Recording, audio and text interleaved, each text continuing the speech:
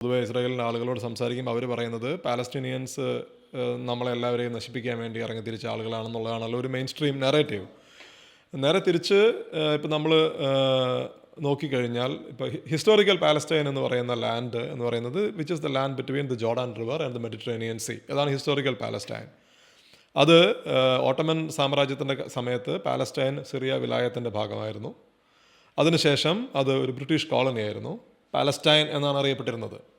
ആളുകളെന്ന് പറയും Palestine exist ചെയ്തിട്ടില്ല എന്ന് പറയും. നിങ്ങൾക്ക് all you have to do is to go and read the League of Nations document, അല്ലെങ്കിൽ ബാൽഫർ ഡിക്ലറേഷൻ വായിച്ചാൽ മതി.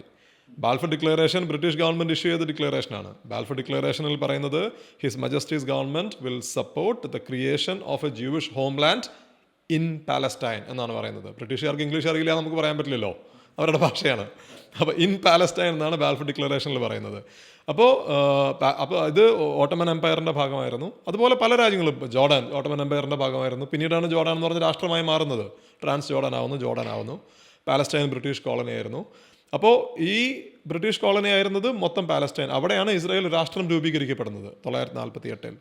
1993 ഇസ്രായേലിനെ ആക്സെപ്റ്റ് ചെയ്യുമ്പോൾ, PLO ആക്സെപ്റ്റ് ചെയ്യുമ്പോൾ അവർ basically they made a huge compromise. അവർ പറയുന്നത് 1967 അതിർത്തിയുടെ അടിസ്ഥാനത്തിൽ ഒരു പാലസ്റ്റൈൻ രാഷ്ട്രം രൂപീകരിക്കപ്പെടണമെന്നാണ് PLOയുടെ ആവശ്യം. 1967 അതിർത്തി എന്ന് പറയുന്നത് ഹിസ്റ്റോറിക്കൽ പാലസ്റ്റൈൻ്റെ 22% ആണ്. അതായത് 100%-ൽ നിന്ന് 22%-ലേക്ക് ചുരുങ്ങി. That is A major compromise the Palestinians made. ആദ്യം നമ്മൾ ഇന്നത്തെ പാലസ്തീനിൻ്റെ ഒരു അവസ്ഥ കൂടി, ഇപ്പോൾ വെസ്റ്റ് ബാങ്കും ഗാസയും രണ്ട് രീതിയിലാണ്.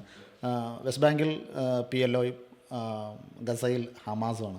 അപ്പോൾ ഈ രണ്ട് പ്രദേശങ്ങളായിട്ട് കിടക്കുന്ന ഒന്ന് വിശദീകരിക്കാം. ആദ്യം നമ്മൾ ഇന്നത്തെ പാലസ്തീനിൻ്റെ ഒരു അവസ്ഥ കൂടി, ഇപ്പോൾ വെസ്റ്റ് ബാങ്കും ഗാസയും രണ്ട് രീതിയിലാണ്. വെസ്റ്റ് ബാങ്കിൽ PLO, ഗസയിൽ ഹമാസുമാണ്. അപ്പോൾ ഈ രണ്ട് പ്രദേശങ്ങളായിട്ട് കിടക്കുന്ന ഒന്ന് വിശദീകരിക്കാം.